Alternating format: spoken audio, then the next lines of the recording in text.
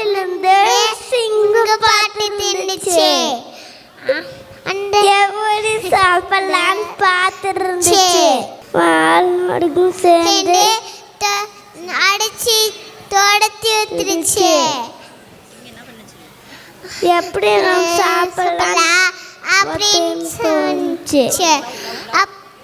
அப்போ சண்டை பெரியவனா நான் பெரியவனா அப்படின்னு சண்டை போட்டு விட்டுருச்சு. நாலு பாடங்களும் பிரிஞ்சிருச்சு. தனி ஒன்று மாட்டா ஒன்று ஒரு மாட்டா வேட்டையாடி சாப்பிட்டுச்சு. காப்பாத்துங்க, சண்டை போடக்கூடாது, ஒற்றுமையா இருக்கணும். உண்டு வாழ்வு.